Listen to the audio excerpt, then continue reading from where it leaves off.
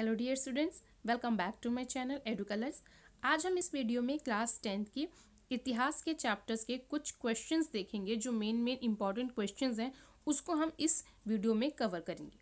तो बच्चों, आपके इतिहास चैप्टर से रिलेटेड जो आपके सीबीएसई बोर्ड एग्जाम्स में आने हैं, जो चैप्टर्स आने हैं, वो है खंड का यूरोप में राष्ट्रवाद, बहुत इंपॉर्टेंट चैप्टर है, और भारत में राष्ट्रवाद। तो ये दो चैप्टर आपके बोर्ड एग्जाम्स में आने हैं, जिससे रिलेटेड क्वेश्चंस आपको हल करने हैं। इसके अलावा अगर आपका पीरियोडिक होता तो उसमें आपका भूमंडलीकृत विश्व का बनना और औद्योगिकरण का युग जो वाला चैप्टर है वो आपके पीरियोडिक में आते, यानी कि जो आपके सितंबर अक्टूबर में जो पेपर होते उसमें आते। लेकिन वैसा कुछ हुआ नहीं, क्योंकि कोविड की वजह से ऐसा कुछ स्कूल खुले नहीं और कोई पेपर हुए नहीं। तो अब आपके फाइनल बोर्ड एग्जाम्स में जो आने हैं वो हैं आपके यूरोप में राष्ट्रवाद और भारत में राष्ट्रवाद। तो ये दो चैप्टर से रिलेटेड क्वेश्चन जो हैं वो आपके बोर्ड के एग्जाम में पूछे जाएंगे। देखिए बच्चों, यहाँ पर जो हमारी ये जो वीडियो है, ये जो मैंने पीडीएफ है यहाँ पे जो मैं लेके आई हूँ, ये पीडीएफ जो है वो अबरार सर ने बनाई है। ठीक है, इसके जो क्वेश्चंस, जो मेन क्वेश्चंस हैं वो अबरार सर जो हैं वो हमारे ज्योग्राफी, पीजीटी ज्योग्राफी हैं, जो कि बहुत अच्छे नॉलेजेबल पर्सन हैं, और इन्होंने ये क्वेश्चन जो हैं वो निकाले हैं, रेडी किए हैं, ताकि 10th क्लास के बच्चों की हेल्प हो सके।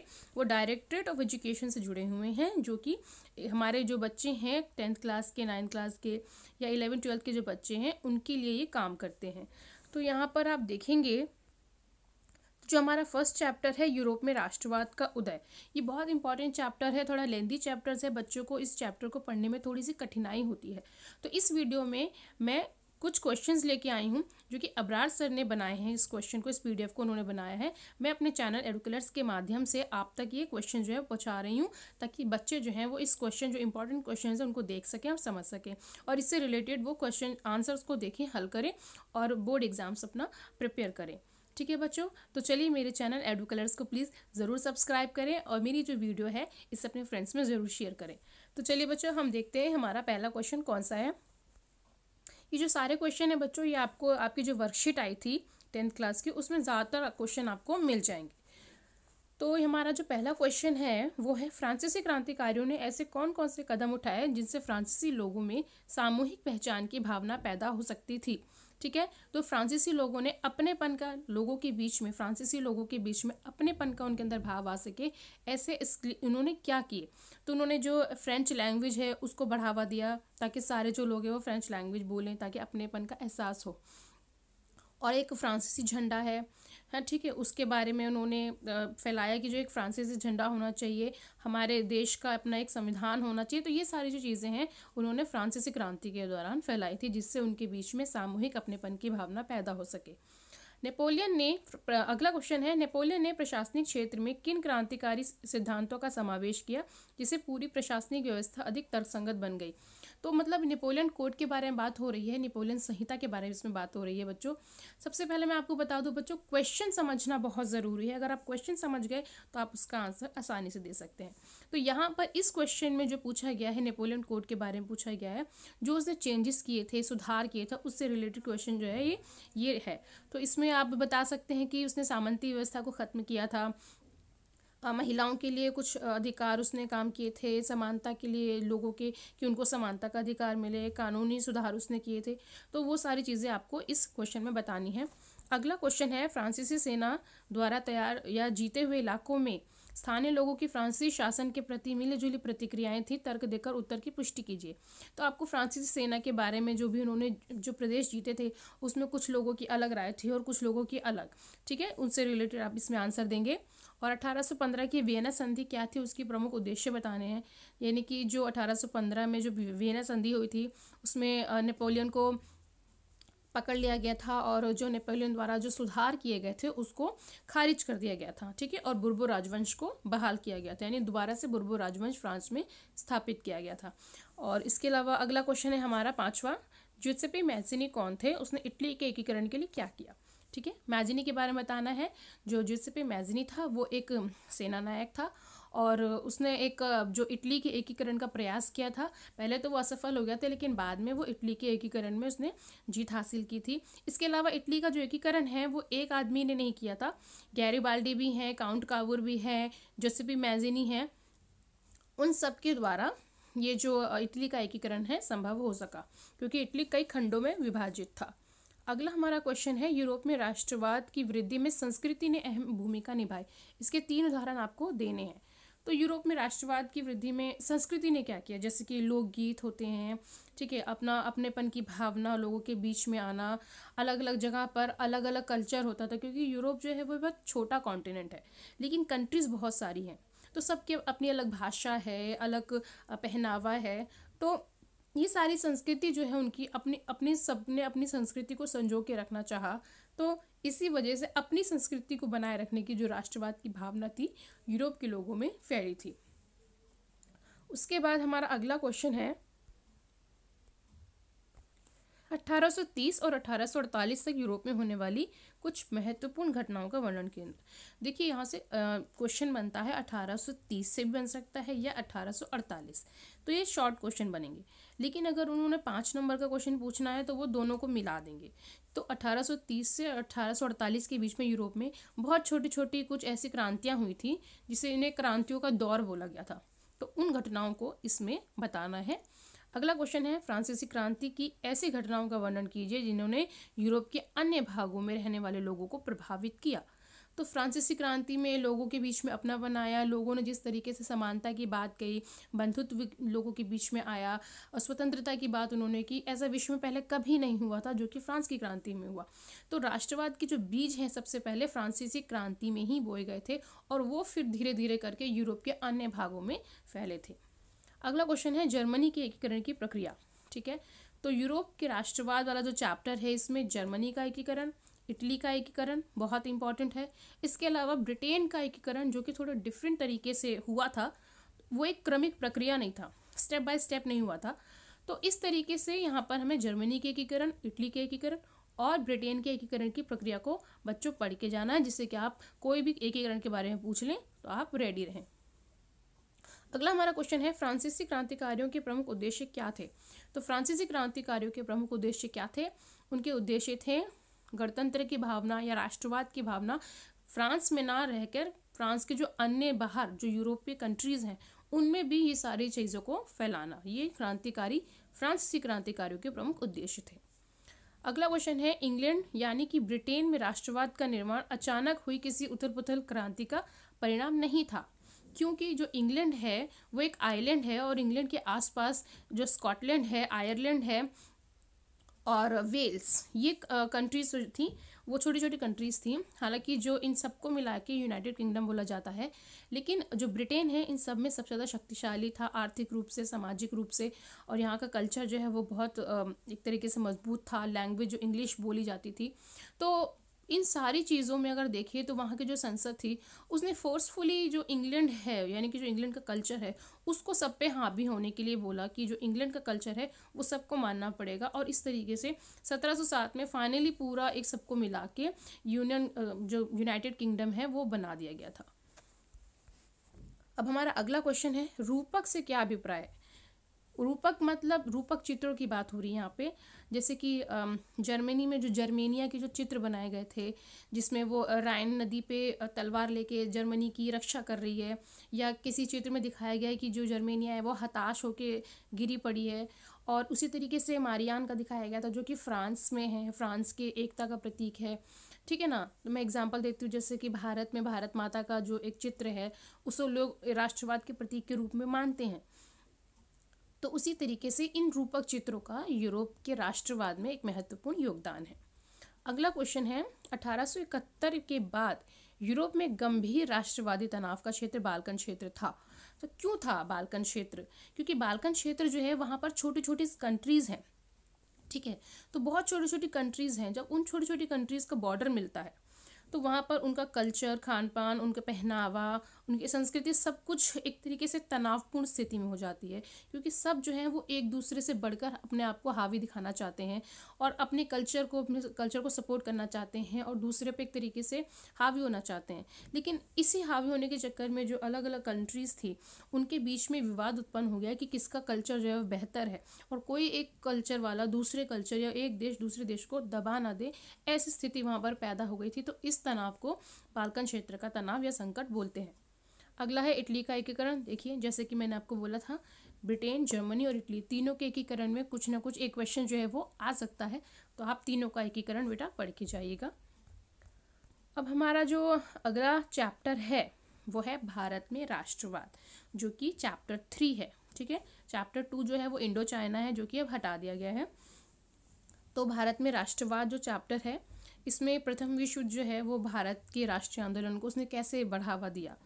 तो प्रथम विश्व युद्ध जो है वो इंग्लैंड जो मित्र राष्ट्र थे और जो केंद्र शक्तियाँ थी उनके बीच में हुआ था। तो भारत जो है वो इंग्लैंड की तरफ से लड़ाई युद्ध में दाखिल हुआ था। तो प्रथम विश्व युद्ध में जिस तरीके से घटनाएं घटी हैं, उस वजह से भी बहुत से भारतीयों के मन में एक रोष था, आंदोलन था कि जबरन भारतीय सैनिकों को प्रथम विश्व युद्ध में जबरन भर्ती कराया जा रहा है। तो ये सारी बहुत से गुस्सा था लोगों के अंदर। तो इस वजह से उसी दौरान राष्ट्रवादी आंदोलन जो है प्रथम विश्व युद्ध के दौरान, बाद में ही ये राष्ट्रवादी आंदोलन और जोर पकड़ने लगे भारत में। अगला क्वेश्चन है, गांधी जी के अनुसार सत्याग्रह के विचार की व्याख्या कीजिए। सत्याग्रह मतलब सत्य के लिए आग्रह, सत्य के लिए ही एक तरीके से आगे बढ़ना, सत्य को लेकर आगे बढ़ना और अपना काम करना, अपने आंदोलन चलाना, और ये सारी जो चीज़ें हैं वो महात्मा गांधी से रिलेटेड है। ठीक है, अगला हमारा क्वेश्चन है, भारत में आने के बाद गांधी जी ने कई स्थानों पर सत्याग्रह आंदोलन चलाए। तो 3 प्रमुख सत्याग्रह आंदोलनों के बारे में बताना है। तो आप अहमदाबाद, ठीक है, आप चंपारण का बता सकते हैं। ठीक है, ये सारी चीज़ें आप बता सकते हैं कि उन्होंने वहाँ पर आंदोलन चलाए थे गांधी जी ने। और उसके बाद है, भारत के लोगों द्वारा रॉलेट एक्ट का किस प्रकार विरोध किया गया था। क्योंकि जो भारतीय लोग थे उन्होंने रॉलेट एक्ट का विरोध इसलिए किया था क्योंकि जो रॉलेट एक्ट था उसमें जो जितने भी लोग थे, यानी कि जो कानून था इसमें बोला गया था कि भारतीय जो है वो हथियार नहीं रख सकते हैं, या फिर अगर कोई भारतीय, अगर उनको अंग्रेज़ों को लगता था कि ये अंग्रेज़ों के खिलाफ कोई साजिश रच रहा है, तो उनको जेल में पकड़ दिया जाता था और उनको अपना ना ही कोई वकील ना ही कोई दलील का मौका दिया जाता था। तो ये एक काला कानून बोला गया था इसको। तो इसलिए जो भारतीय लोग हैं उन्होंने इस एक्ट का विरोध किया था। अगला क्वेश्चन है, जलियांवाला बाग हत्याकांड की घटना को स्पष्ट कीजिए और भारतीय जनता पर इसका प्रभाव बताना है। तो 13 अप्रैल 1919 को एक घटना घटी थी जलियांवाला बाग पंजाब में, ठीक है, अमृतसर में। वहाँ पे जो घटना घटी थी, जनरल डायर ने जो गोली का चलाने का ऐलान कर दिया था, और जो सामूहिक एक तरीके से हत्याकांड कह सकते हैं आप इसको, क्योंकि बहुत सारे भारतीय जो हैं वो इस गोली का शिकार हुए थे। इस घटना में बहुत सारे भारतीय मारे गए थे। तो इस वजह से भारतीय जनता के ऊपर इस चीज़ का बहुत गुस्सा था, और गांधी जी और जितने भी लोग थे उन्होंने एक तरीके से आंदोलन शुरू कर दिए थे। हमारा जो अगला क्वेश्चन है, गांधी जी ने खिलाफत आंदोलन का समर्थन क्यों किया। क्योंकि गांधी जी जानते थे जिस तरह से उन्होंने असहयोग आंदोलन चलाया था, तो उसमें जो मुस्लिम कम्युनिटी के लोग थे वो उतना सपोर्ट नहीं कर रहे थे। लेकिन जब खिलाफत आंदोलन जो कि तुर्की के खलीफा के समर्थन में चलाया गया था, तो जब उसमें मुस्लिम जो है उसको सपोर्ट कर रहे थे, तो गांधी जी ने चाहा कि असहयोग आंदोलन और खिलाफत आंदोलन को मिला दिया जाए, ताकि जो ब्रिटिश सत्ता है, क्योंकि जब हिंदू और मुस्लिम एक हो जाएंगे तो ब्रिटिश सत्ता जो है वो शायद थोड़ा सा परेशान हो जाए, और जिसकी वजह से उनको आज़ादी, जो उनका मकसद था कि हमें आज़ादी चाहिए, वो चीज़ें पूरी हो जाए। तो इसलिए गांधी जी ने खिलाफत आंदोलन का, मुस्लिम्स का समर्थन पाने के लिए उसको आंदोलन को सपोर्ट किया था। अगला क्वेश्चन है हमारा, गांधी जी ने अपनी प्रसिद्ध पुस्तक हिंद स्वराज में असहयोग आंदोलन के पीछे किस विचार का वर्णन किया है। तो उन्होंने उसमें देखिए अहिंसा का वर्णन किया है, और ये बताया है कि हमें किसी तरीके से जो जो ब्रिटिश चीज़ें हैं उसका सहयोग नहीं करना है। ठीक है, तो ये सारी चीज़ें उन्होंने अपनी जो बुक है हिंद स्वराज जो बुक है वो एक तरीके से एक कॉन्वर्सेशन है, जैसे एक इंटरव्यू होता है, उस तरीके से ये बुक है, जिसमें गांधी जी से कुछ प्रश्न पूछे गए हैं और उन प्रश्नों का उन्होंने उत्तर दिया है। अगला क्वेश्चन है, शहरों में असहयोग आंदोलन धीमा क्यों पड़ गया। क्योंकि देखिए शहरों में जो लोग थे वो जैसे खादी कपड़ा है, ये एक राष्ट्रवाद की पहचान थी। तो जो लोग हैं वो खादी कपड़ा, एक पहले तो उन्होंने उस चीज़ को सपोर्ट किया, लेकिन खादी कपड़ा इतना महंगा था कि उसे वो लोग नहीं खरीद सकते थे, कुछ लोग नहीं खरीद सकते थे। और उसके अलावा धीरे धीरे करके जो आंदोलन है वो फीका पड़ने लगा। जो लोग जिन्होंने अपनी यूनिवर्सिटी छोड़ी थी या डिग्रियाँ वापस की थी, वो धीरे धीरे करके सब फीके पड़ने लगे। तो इस वजह से जो असहयोग आंदोलन है, जो अपना मूल तो जो उसका तत्व था वो खोता चला गया, और धीरे धीरे असहयोग आंदोलन जो है वो कमज़ोर पड़ने लगा।